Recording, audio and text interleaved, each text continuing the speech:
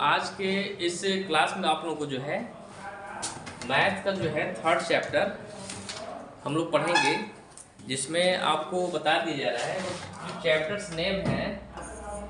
Your third chapters name pair of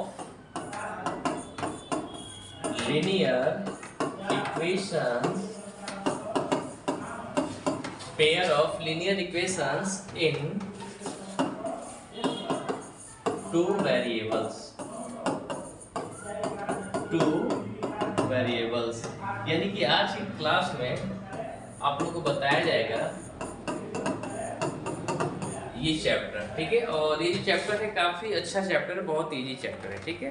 और इस chapter के माध्यम से आप बहुत सारे क्वेश्चन बना सकते हैं और इसमें कुछ ऐसे क्वेश्चंस आपको मिलेंगे जो आप कैलकुलेशन बेसिस यूज़ करते हैं। जस्ट लाइक आपको इक्वेशन दे दिया गया, उसमें आप क्या करिएगा कि मेथड होता है, सब्स्टिट्यूशन हो गया, एलिमिनेशन हो गया, क्रॉस मल्टीप्लिकेशन हो गए, इस तरह से मेथड आते हैं जिसका यूज़ करके आप लोग क्वेश्चन को आसानी से सॉल्व कर पाइएगा, ठीक है। तो सबसे पहले जो है first of all we will discuss about linear equation in two variable. सबसे पहले हम लोग बात करेंगे linear equation in two variable, because आप क्लास 9th में जो है ऑलरेडी पढ़ चुके हो linear equation in one variable, ठीक है। और थोड़ा बहुत टू वेरिएबल के बारे में भी आप जान रहे होंगे, ठीक है। और इसमें जो वेरिएबल है फर्स्ट ऑफ ऑल आपको बता देंगे हम। वेरिएबल यानी वेरिएबल क्या होता है, कांस्टेंट क्या होता है। सिंपल से आपको बता दिया जा रहा है कि वेरिएबल जिसका वैल्यू क्या होता है, हमेशा बदलते रहता है, वो हो गया वेरिएबल। कांस्टेंट का मतलब जिसका वैल्यू फिक्स्ड हो, ठीक है। जैसे अल्फाबेटिकल वर्ड्स हो गए आपके। अल्फाबेटिकल वर्ड्स में क्या होता है कि x का वैल्यू कभी 1 होता है, कभी 2 होता है, कभी 3 होता है। अकॉर्डिंग टू सिचुएशन हम लोग क्या करते हैं, वैल्यू लेते रहते हैं। लेकिन वही कांस्टेंट की बात की जाए तो कांस्टेंट अगर यहाँ पर हम 2 लिख दिए तो उसको हर कंडीशन में आप 2 ही पढ़िएगा। अगर यहाँ पे 5 लिख दिए तो 5 ही पढ़ा जाएगा। अगर हम 7 लिख दिए तो 7 ही पढ़ा जाएगा। तो ये वैल्यू क्या हुए आपके, कांस्टेंट हुए। क्या हुए, कांस्टेंट हुए, ठीक है। उसके बाद हम लोग बात करते हैं first of all linear equation in two variables. Two variables का मतलब यहाँ पे 2 वेरिएबल्स होंगे, ठीक है। आप बोल सकते हो एन इक्वेशन, या बोल सकते हो which equation can be expressed the form of ax plus by plus c equal to 0. An equation can be expressed the form of ax plus by plus c equal to 0 where condition होता है आपका where a not equal to 0 and, यानी कि बोला जा रहा है कि a not equal to क्या होना चाहिए, 0 होना चाहिए। a का वैल्यू क्या होना चाहिए, 0 आपका नहीं होना चाहिए। उसके बाद a, b and c are real numbers. It means a, b and c are real numbers. यानी कहने का मतलब है, आपको बता दिया जा रहा है कि linear equation in two variables की अगर बात की जाए तो आप बोल सकते हो which equation can be expressed the form of ax plus by plus c equal to 0 where a not equal to 0 and a, b and c are real numbers or called linear equation in two variables. Okay, but today we will learn about this chapter pair of, यानी कि हम लोग को जो इस chapter में जो है pair of linear equation two variables के बारे में स्टडी करनी है। तो आपको बता दिया जा रहा है, आप उसको एक प्रॉपर वे में अरेंज कर सकते हो, दिखा सकते हो। तो हम लोग जो है लर्न करेंगे pair of linear equations in two variables.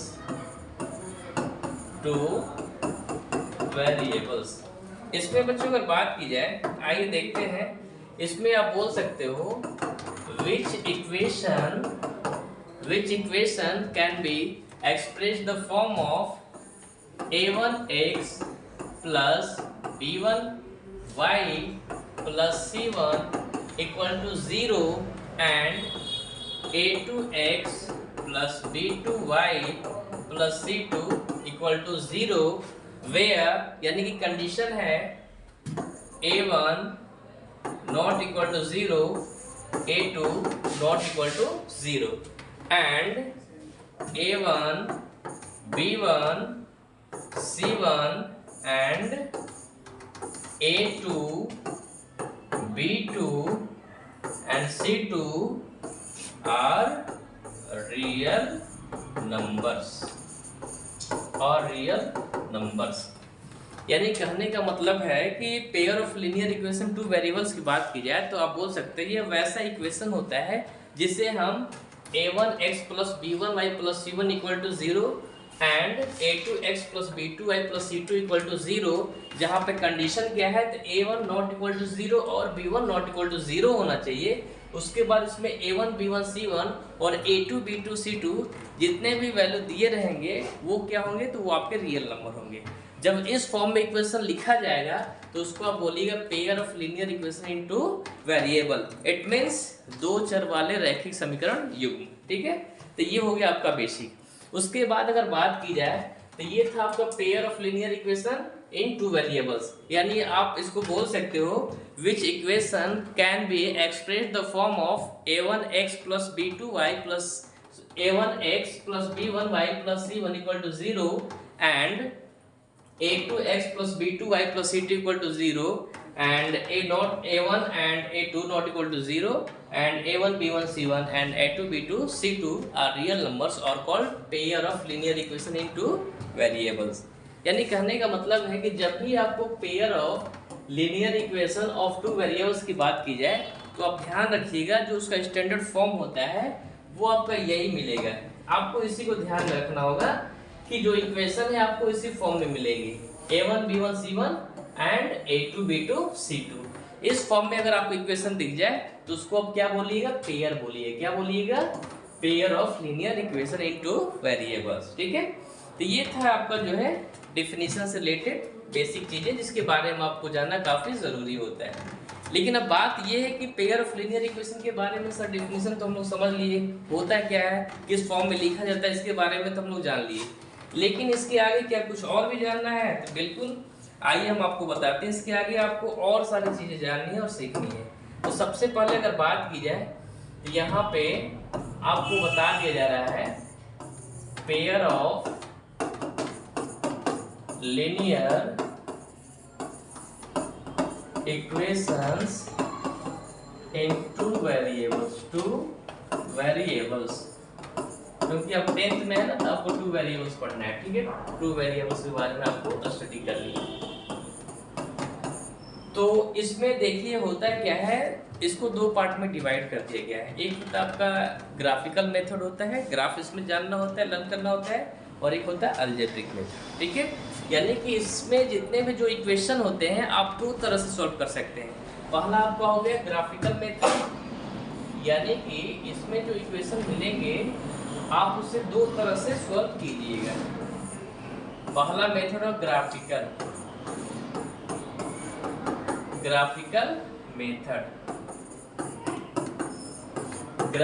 Method, और दूसरा आपका जो मेथड वो हो जाएगा अलजेब्रिक मेथड।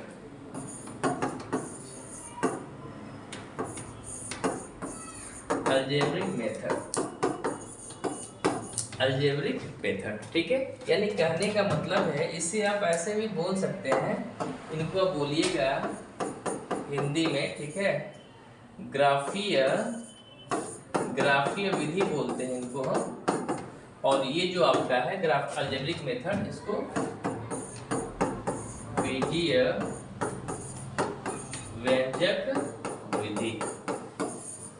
व्यंजक विधि।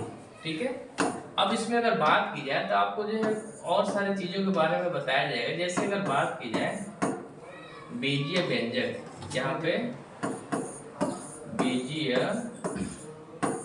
व्यंजक, इसमें बच्चों अगर बात की जाती है जो ग्राफिकल मेथड, इसमें क्या होता है कि आपको जो फर्स्ट ऑफ ऑल इक्वेशन को कुछ सम टाइम्स के लिए जो है सॉल्व कीजिएगा। क्या करिए, कुछ टाइम के लिए इसे आप सॉल्व करिए, करने के बाद जो है आपको वहां पे एक बॉक्स क्रिएट करना था। बॉक्स क्रिएट करने के बाद आप एक प्यारा सा जो ग्राफ खींच करके जब ड्रॉ करिएगा तो जिस पॉइंट पे वो कट करता है तो वहां पे एक्स और वाई का वैल्यू फाइंड आउट कर सकते हैं आसानी से। ठीक है, ये काफी इजी होता है।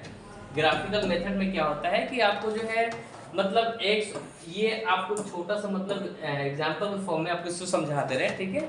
जैसे मान लो ये आपका y x हो गया और ये x एक्सिस हो गया, y एक्सिस और x एक्सिस, ठीक है।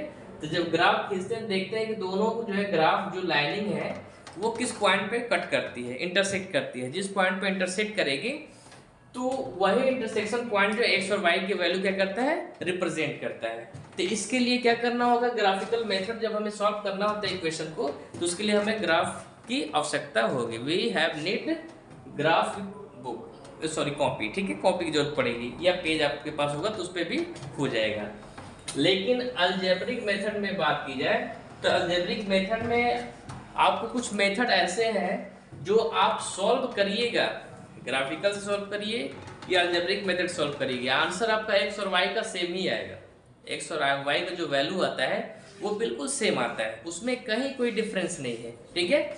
लेकिन जो प्रोसेस है, जो मेथड है वो अलग अलग होते हैं। जैसे इसमें अगर बात की जाए अलजेब्रिक मेथड में, तो इसमें आइए आपको हम कुछ मेथड दिखाते हैं। पहला हो गया आपका अलजेब्रिक मेथड में सब्स्टिट्यूशन मेथड आता है, नाम आप लोग सुने होंगे, सब्स्टिट्यूशन मेथड, जिसको बोलते हैं हिंदी में प्रतिस्थापन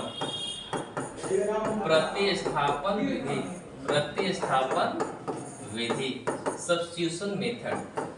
दूसरा होता है आपका एलिमिनेशन मेथड,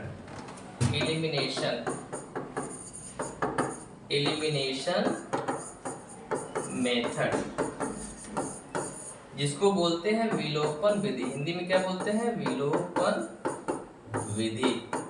यानी इसका मतलब होता है एलिमिनेशन में कि हमें जो उसमें से जो एक टर्म होता है उसको लुप्त कर देना होता है, विलुप्त कर देना होता है, यानी गायब कर देना होता है, ठीक है, एलिमिनेशन में। उसके बाद जो है आपको बताया जा रहा है एक और होता है जो तीसरा, क्रॉस मल्टीप्लिकेशन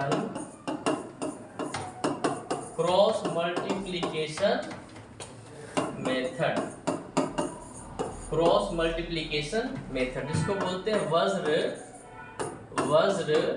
गुणन विधि, ठीक है, ये हो गया। अब इसमें अगर बात की जाए, यानी कहने का मतलब है आप pair of linear equation in two variables को 4 तरह से सॉल्व कर सकते हैं। पहले आपको बताया गया है कि 2 पार्ट्स में इसको डिवाइड कर सकते हैं। तो पहला हो गया आपका ग्राफिकल मेथड, ठीक है, दूसरा हो गया अलजेब्रिक मेथड। उसके बाद ग्राफिकल मेथड में आपको बताया गया है कि इसको हम ग्राफ के थ्रू सॉल्व कर सकते हैं, ठीक है। x और y जो एक्सिस दिया हुआ है उसके अकॉर्डिंग उसका पॉइंट जो है किसी एक जगह पे एक प्लेस पे इंटरसेक्ट करेगा तो वहाँ पे x और y का वैल्यू फाइंड आउट किया जा सकता है। ये ग्राफिकल मेथड हो गया। अगर अलजेब्रिक मेथड की बात की जाए तो इसमें जो आप 3 तरह से सॉल्व कर सकते हैं। पहला हो गया आपका सब्स्टिट्यूशन मेथड, दूसरा हो गया एलिमिनेशन, और तीसरा जो है आपका हो गया क्रॉस मल्टीप्लिकेशन मेथड, जिसको बोलते हैं वज्र गुणन विधि। लेकिन अब बात ये है कि अब सबसे पहला क्वेश्चन तो आप लोगों के माइंड में ये आता है कि सर ये जो पढ़ रहे हैं क्या हमारे एग्जाम में आएगा या नहीं। तो देखिए आपको बात बता दे रहे हैं, क्योंकि हर एक स्टूडेंट के दिमाग में ये चीज़ें घूमती रहती है ना कि पढ़ रहे हैं तो एग्जाम में आएगा कि नहीं आएगा। तो आपको बता दिया जा रहा है। सबसे पहले अगर बात की जाए तो ये जो ग्राफिकल मेथड है सीधे 5 मार्क्स का आता है एग्जाम में। यानी जो बच्चे बीएसबी बोर्ड के होंगे, बिहार बोर्ड के जो एग्जाम देने वाले होंगे, ग्राफिकल मेथड एक क्वेश्चन फिक्स है 5 नंबर का, वो आता ही आता है। 5 मार्क्स का बिहार बोर्ड वाले बच्चों के लिए फिक्स है, ग्राफिकल मेथड आएगा ही आएगा, ठीक है, समझे कि नहीं। उसके बाद जो है सीबीएसई बोर्ड वाले जो बच्चे हैं, ग्राफ से जो है असर्शन रीजन बेस्ड क्वेश्चन देता है आपको बनाने के लिए। और आप लोग जान ही रहे कि इस समय सीबीएसई बोर्ड में असर्शन रीजन के क्वेश्चन जो है काफ़ी बच्चों को जो तंग करके रखा है, और जो बच्चे थोड़ा सा समझदारी दिखा रहे हैं तो बना ले रहे हैं, है ना। लेकिन कोई खास टफ नहीं होता है, बस समझने के ऊपर डिपेंड करता है। अगर उसको आप प्रॉपर वे में समझ ले रहे हैं तो आप बना लीजिए, कोई मतलब हार्ड नहीं होता है। उसके बाद अगर बात की जाए यहाँ पे अलजेब्रिक में, तो देखिए अभी अगर देखा जाए तो ये तीनों मेथड को आपको जानना काफ़ी ज़रूरी है। लेकिन एग्ज़ाम के लिए बोलिए कि सर एग्ज़ाम के पर्पज से बता दिए कौन ज़्यादा मोस्ट इम्पोर्टेंट है जिसको हम सीख लें, तो आपको बता दिया जा रहा है सबसे ज़्यादा अभी एग्जाम में पूछा जाता है, सीबीएसई बोर्ड का हो या बीएसबी बोर्ड, तो सब्स्टिट्यूशन मेथड पूछा जाता है, सब्स्टिट्यूशन मेथड यानी प्रतिस्थापन विधि। लेकिन अब बात ये कि सर ये कितने मार्क्स का देता है, तो देखिए अगर बिहार बोर्ड वाले बच्चे होंगे तो उनको ये एग्जाम में जो है ज़्यादा नहीं केवल 2 मार्क्स का देता है। लेकिन अगर सीबीएसई बोर्ड वाले बच्चे हैं तो उनके लिए कभी 2 मार्क्स का भी देता है तो कभी 3 मार्क्स का भी पूछ देता है। समझ गए? तो ये जो है मेथड जो आपको बताया जा रहा है ये एग्जाम पर्पज से, और काफ़ी अच्छा मतलब ये चैप्टर भी आप लोगों के लिए और काफ़ी इंटरेस्टिंग है। और इस चैप्टर से अप्रोक्स अगर देखा जाए, जो चैप्टर आपको बताया जा रहा है इससे अप्रोक्स अगर मार्क्स की टोटल बात की जाए तो जो बच्चे बिहार बोर्ड वाले हैं बीएसबी, उन लोगों के बारे में अगर बात की जाए तो इस चैप्टर से 5 मार्क्स का फिक्स है उनका ग्राफ। उसके बाद 2 नंबर का हो गया उनका, इन तीनों में से ज़्यादातर जो है सब्स्टिट्यूशन नहीं पूछता है, प्रतिस्थापन पूछता है। तो 2 नंबर ये हो गया, 5 नंबर ये, 7 नंबर हो गया। उसके बाद अप्रोक्स जो है ऑब्जेक्टिव 2 से 3 दे ही देता है। लगभग इस चैप्टर से अगर आता है बीएसपी वालों के लिए तो 10 मार्क्स के क्वेश्चन पूछे जाते हैं। तो समझिए कितना मोस्ट इम्पोर्टेंट चैप्टर है। ठीक है, उसके बाद कभी कभी क्या करता है लैंग्वेज बेस्ड भी क्वेश्चन दे देता है, तो वो घबराने की जरूरत नहीं है, क्योंकि इक्वेशन बनाना होगा, बना करके आपको सॉल्व करना होता है। बोल दे ग्राफिकल मेथड सॉल्व कीजिए या आप सब्स्टिट्यूशन मेथड से सॉल्व कीजिए। दोनों कंडीशन में क्या होगा, आपको एक्स और वाई का वैल्यू फाइंड आउट करने के लिए बोला जाता है। ठीक है, तो ये हो गया आपका बीएसबी बोर्ड वालों के लिए। लेकिन अब बारी आती है सीबीएसई बोर्ड वाले बच्चों के लिए कि सर हम लोग क्या होगा, तो डोंट वरी, आप लोग को भी आ रहा है, यानी सीबीएसई बच्चे जो सीबीएसई बोर्ड से जो बच्चे हैं, ठीक है, सीबीएसई बोर्ड से जो बच्चे हैं उनके बारे में अगर बात की जाए तो जो चैप्टर में बताया है, जो ग्राफ है, ग्राफ से बचवा आपका असर्शन रीजन से क्वेश्चन आते हैं। असर्शन रीजन, असर्शन रीजन से क्वेश्चन पूछे जाते हैं। ठीक है, पहला चीज।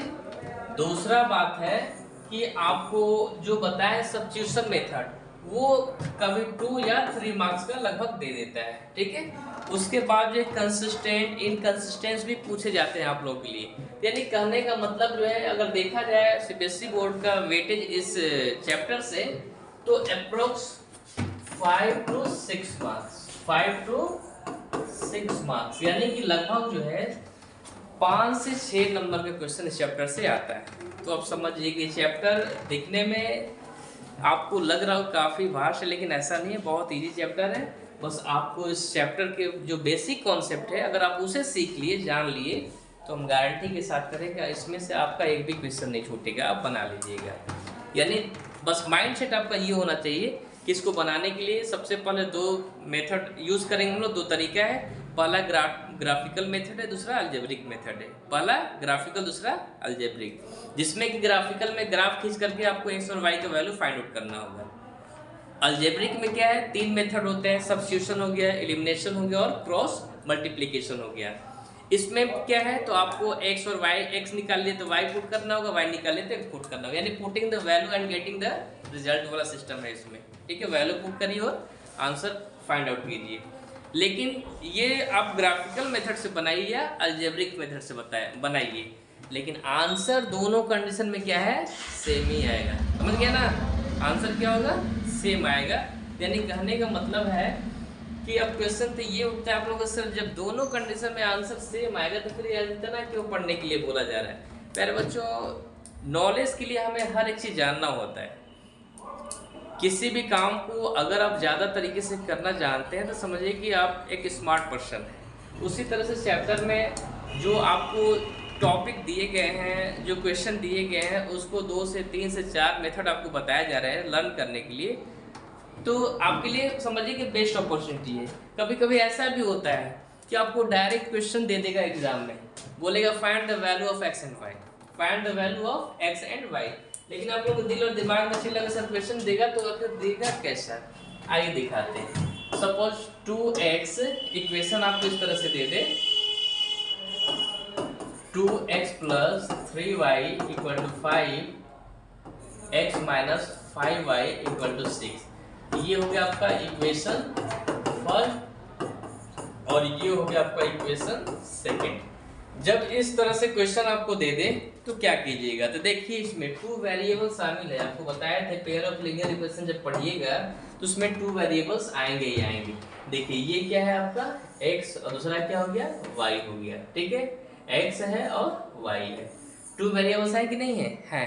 किसी के दिमाग में ये चला कि सर ये जो x और y है, क्या इसके जगह पे हम लोग 2m plus 5n equal to 6 यानी x और y की जगह पे m और n लिखा जा सकता है?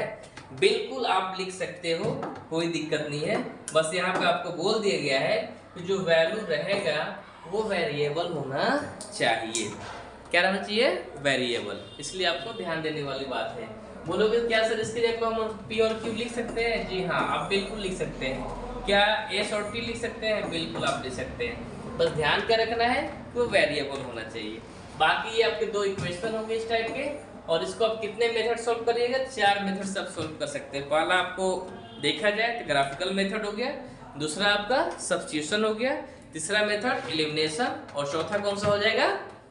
Cross multiplication. यानी कि 4 मेथड के थ्रू आप जो क्या करिएगा सॉल्व कर सकते हैं। एक और मेथड होता है जिसका ज़्यादातर खैर यूज नहीं होता है, लेकिन हम बता दे रहे हैं आप लोग को। एक और मेथड होता है जिसको कंपेयर मेथड बोलते हैं, कंपेयरिंग मेथड, हिंदी में बोलते हैं तुलनात्मक विधि, कंपेयरिंग मेथड, कंपेयरिंग मेथड यानी कि तुलनात्मक विधि, कंपेयरिंग मेथड। इसमें बच्चों आपको बता दिया जा रहा है ये ऐसे टॉपिक्स हैं, इसमें भी आप x और y का वैल्यू फाइंड आउट कर सकते हैं, बट इसमें क्या होता है कंपेयर करके हम लोग फाइंड आउट करते हैं। क्या करना होता है? कंपेयर करना होता है। डायरेक्ट आप x और y का वैल्यू फाइंड आउट किया जा सकता है। तो ये था आपका बेसिक किस चैप्टर का? तो pair of linear equation two variables के ये बेसिक कॉन्सेप्ट थे। उसके बाद अब जो है आप लोगों को जितने भी कॉन्सेप्ट दिए गए हैं उस कॉन्सेप्ट के अकॉर्डिंग आप लोगों को हर एक टॉपिक पे हर एक मेथड के थ्रू आपको एक ही क्वेश्चन उस टाइप के करा दिए जाएंगे जिसके माध्यम से आप पूरा क्वेश्चन आसानी से बना लेंगे। You have not any other problem in this chapter, यानी इस चैप्टर में आपको किसी भी तरह की कोई प्रॉब्लम नहीं होगी। लेकिन एक चीज आपको और बताना चाहेंगे, अगर आप ग्राफिकल मेथड में एंट्री किए हैं तो आइए थोड़ा सा आपको हिंट कर देते हैं। ग्राफिकल मेथड में आपको थोड़ा सा आइडिया दे रहे हैं। ग्राफिकल मेथड, ग्राफिकल मेथड प्यारे बच्चों, ग्राफिकल मेथड में अगर बात की जाए तो इसमें आपको कुछ कंडीशन है, आपको हम बता दे रहे हैं। सपोज आपको pair of linear equation in two variables के स्टैंडर्ड फॉर्म बताए थे, और वो क्या था? तो एक नजर आइए उस पर ध्यान दीजिए। a1x plus b1y plus c1 equal to 0, a2x plus b2y plus c2 equal to 0। तो इसमें क्या है, कुछ कंडीशंस होते हैं, आइए उसको देखते हैं। और जब ग्राफ सॉल्व करिएगा तो ग्राफ भी 3 तरह से आता है। ग्राफ कितने तरह से आएंगे? 3 तरह से आएंगे, ठीक है। पहला आपका ग्राफ ये होगा जिसमें हम आपको बता दे रहे हैं a1 upon a2 not equal to b1 by b2। तो इस कंडीशन में अगर आप ग्राफ खींचिएगा, ग्राफ ड्रॉ करिएगा, जब ये कंडीशन को फॉलो किया जाएगा तो उसका ग्राफ क्रॉस करते हुए आएगा, यानी इंटरसेक्ट करते हुए इस तरह से किसी न किसी पॉइंट पे आएगा, ठीक है। दूसरा कंडीशन है a1 by a2 equal to b1 by b2 not equal to c1 by c2। तो प्यारे बच्चों, इस कंडीशन में जो आपका ग्राफ है वो पैरेलल होगा। क्या होगा? पैरेलल होगा। इसका मतलब ये है कि वो एक दूसरे को किसी भी पॉइंट पे इंटरसेक्ट नहीं करेगा। बोलोगे सर तीसरा भी कोई है? तो जी बिल्कुल तीसरा भी है। a1 upon a2 equal to b1 by b2 equal to c1 by c2। इस कंडीशन में क्या है, जो ग्राफ ड्रॉ किया जाता है वो एक ही लाइन पे होता है, यानी कोलिनियर होता है। क्या होता है? कोलिनियर। यानी इसको आप बोलिएगा इंटरसेक्शन। ये क्या कर रहा है? इंटरसेक्ट कर रहा है। इसको क्या बोलिएगा? पैरेलल। क्या बोलिएगा? पैरेलल। और ये क्या बोलिए? कोलिनियर। क्या बोलिए? कोलिनियर, यानी कि ये एक ही लाइन पे आता है। यानी कि हिंदी में इसको प्रतिच्छेदी बोलिएगा, इसको समानांतर बोलिएगा, इसको संपाती बोलिएगा, ठीक है। इस तरह से। तो कहने का मतलब है जब हम ग्राफ भी खींचेंगे तो उसमें भी आपको 3 तरह का ग्राफ आएगा। पहला कंडीशन ये हो सकता है, और वो कंडीशन कब होगा, a1/a2 not equal to b1/b2 रहेगा, तब जाकर के आपका समझिए कि उसका ग्राफ जो होगा क्या होगा, वो इंटरसेक्ट करेगा। ये हम आपको चेक करने का आइडिया दे रहे हैं कि जब आपको a1 b1 c1 और a2 b2 c2 दे दे, अगर आपको ग्राफ खींचना हो तो बनाने से पहले ही आप चेक कर सकते हैं, आप जान सकते हैं उसके बारे में कि उसका ग्राफ कैसा होगा। अगर a1/a2 not equal to b1/b2 हो तो इसका मतलब उसका ग्राफ क्या होगा, किसी न किसी पॉइंट पे दोनों x और y क्या करेंगे, इंटरसेक्ट करेंगे। तो वहां पे x और y का वैल्यू फाइंड आउट करना बिल्कुल इजी हो जाता है, ठीक है। लेकिन सेकेंड कंडीशन में क्या है कि a1/a2 equal to b1/b2 not equal to c1/c2। इस कंडीशन में क्या है कि पैरेलल ग्राफ कैसा जाएगा, पैरेलल जाएगा। तो आपको पता होना चाहिए जब ग्राफ पैरेलल जाएगा तो किसी पॉइंट पे इंटरसेक्ट नहीं करेगा। जब इंटरसेक्ट नहीं करेगा तो क्या आपको x और y का वैल्यू मिलेगा? इट इज नॉट पॉसिबल, क्योंकि x और y का वैल्यू मिलेगा ही नहीं। इसलिए तो ये तो इंटरसेक्शन पॉइंट इंटरसेक्ट किया तो यहाँ पे इसके वैल्यू क्या है, पॉसिबल है, बट इनके जो है वैल्यू पॉसिबल नहीं है, यानी इसके कोई सॉल्यूशन होंगे, नो एनी सॉल्यूशन। क्या लिखिएगा, अगर बताना होगा इसके सॉल्यूशन क्या है तो क्या बोलिएगा, no any solution, no any solution. यानी ग्राफ पैरेलल इसका मतलब सॉल्यूशन जीरो होगा, मतलब नहीं होगा। अगर एक पॉइंट पे इंटरसेक्ट कर रहा है तो इसका एक सॉल्यूशन होता है, क्या होता है, या इसको आप बोल सकते हो यूनिक सॉल्यूशन, यानी एक सॉल्यूशन होगा। लेकिन बोलोगे सर जब कोलिनियर होगा तो क्या होगा, जब ग्राफ खींचिएगा तो दोनों एक ही पे आ जाएगा, एक के ऊपर एक आ जाएगा, तो इसका होगा मेनी सॉल्यूशन, मेनी सॉल्यूशन। क्या होगा, मेनी सॉल्यूशन। समझ गया ना। यानी ग्राफ में आपको बताया गया कि जब भी आपको इक्वेशन दे दे इस फॉर्म में, आप बोलोगे सर इक्वेशन क्या दे सकता है, तो प्यारे बच्चों आपको लिख दे रहे हैं 2x plus 3y minus 6 equal to 0, उसके बाद 3x minus 9y plus 2 equal to 0। ये आपको दो इक्वेशन दे दिया गया है। अब देखिए 2/3 इसको कटाइए तो 1/3 होगा, है ना। तो ये देखिए प्लस, ये माइनस में प्लस में, तो प्लस माइनस मतलब जो दिया हमारा, क्या ये a1/a2 इक्वल टू b1/b2 है क्या, नहीं है, क्योंकि यहाँ पे 2/3 और यहाँ पे -1/3 है, इसलिए इक्वल नहीं है। इसका मतलब से ग्राफ कैसा होगा, a1/a2 not equal to b1/b2, यानी कि कहीं न कहीं एक पॉइंट पे क्या करेगा, इंटरसेक्ट करेगा। इसी तरह से हो सकता है आपका a1/a2 इक्वल टू b1/b2 आ जाए, तो इसका ग्राफ क्या होगा, पैरेलल होगा। जब पैरेलल होगा तो नो एनी सॉल्यूशन, मतलब इसका कोई हल नहीं है। लेकिन अगर इंटरसेक्ट कर रहा है तो इसका मतलब इसका एक सॉल्यूशन होगा, एक हल होगा, ठीक है। उसी तरह से अगर आपका दे दिया a1/a2 equal to b1/b2 equal to c1/c2, तीनों इक्वल दे दिया, तो प्यारे बच्चों बता दे रहे हैं कोलिनियर यानी संपाती एक ही लाइन पे दूसरा लाइन पे आएगा ग्राफ में, और आपका जो हल होंगे, जो सॉल्यूशन होंगे वो बहुत सारे हो जाएंगे, ठीक है, मेनी सॉल्यूशन होंगे। आई बस समझ। तो ये है आपका ग्राफिकल मेथड, यानी जितने भी आपको बताए गए टॉपिक से रिलेटेड ये सारे बेसिक चीज़ें थे। बाकी जो है हर एक टॉपिक के बारे में आपको बाय प्रोसेस हर एक टॉपिक वाइज क्वेश्चन करा दिया जाएगा, आपका पूरा कॉन्सेप्ट क्लियर हो जाएगा, ठीक है। तो आज के लिए इतना ही, हम लोग मिलते हैं नेक्स्ट वीडियो में नेक्स्ट टॉपिक के साथ।